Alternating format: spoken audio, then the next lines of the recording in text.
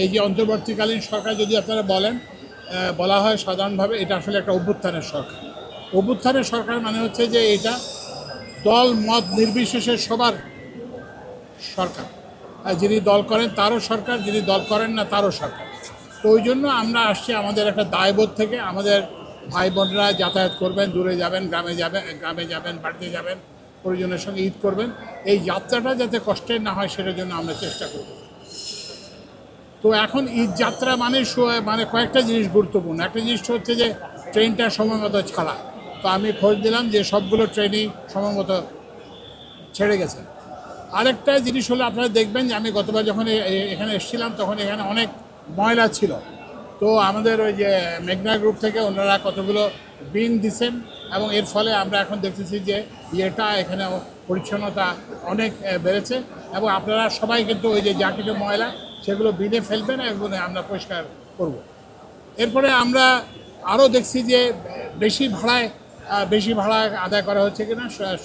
তা আমরা একটা দুইটা ওই যে সায়দাবাদ বাস টার্মিনালে আমরা দুইটা জায়গায় আমরা একটা জায়গায় গ্রসলি আর একটা জায়গায় সামান্য বেশি ভাড়া দিছে।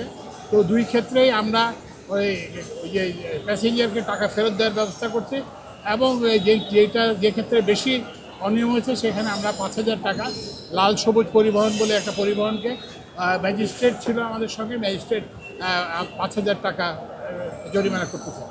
তো আমরা আশা করি আপনাদের সবার সহযোগিতা এবং আমাদের সঙ্গে এবং এই যেহেতু আমাদের এটা সবার সরকার সেজন্য এখন কিন্তু এটা রেলওয়ে মন্ত্রণালয় কিংবা সড়ক বিভাগ এরকম হিসেবে আমরা কাজ করি না।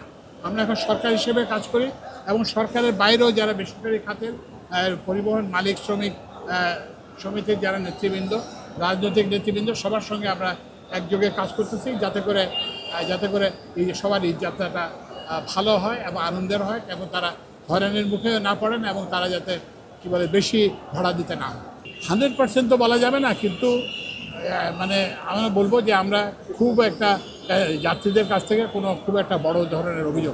ট্রেনের সংখ্যা তো ট্রেন তো অ্যাকচুয়ালি দিয়ে দেওয়া হয়েছে। আপনারা জানেন যে আমাদের লোকোমোটিভ সংকট আছে, আমাদের কোচের সংকট আছে। এর সত্ত্বেও আমরা ট্রেনের সংখ্যা বাড়াচ্ছি। 44টা অতিরিক্ত কোচ দেওয়া হয় আর 5টা ট্রেন অতিরিক্ত চালু স্পেশাল ট্রেন ঈদের উপলক্ষে।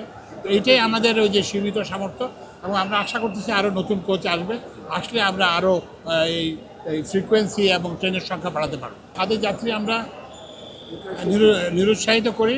লোক ছাদে উঠলো, আমরা কিন্তু নির্দেশ দেওয়া আছে যে ছাদে কোনো উঠবে না।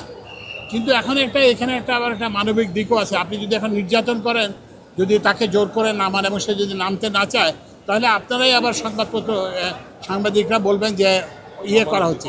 কিন্তু এখন থেকে আবার আপনারা যেহেতু এই কথাটা আবার তুললেন, আমরা আবার নির্দেশ দিয়ে যাচ্ছি যে ছাদের উপরে যাত্রী উঠবে না এবং ওই যে জানলা দিয়ে কোনো লোক ঢুকবে না, সবাই ওই ঢুকবে, এটা এনশিওর করতে হবে। কোনো বৈধতা দেওয়া হয় না, সব ক্ষেত্রেই টাকা ফেরত দেওয়ার ব্যবস্থা করা হয়েছে এবং যেখানে গ্রস ইরেগুলারিটি আছে সেখানে 5,000 টাকা ফাইন করা হয়েছে। কি বলে যে মোবাইল কোর্টের মাধ্যমে ফাইন করা হয়েছে।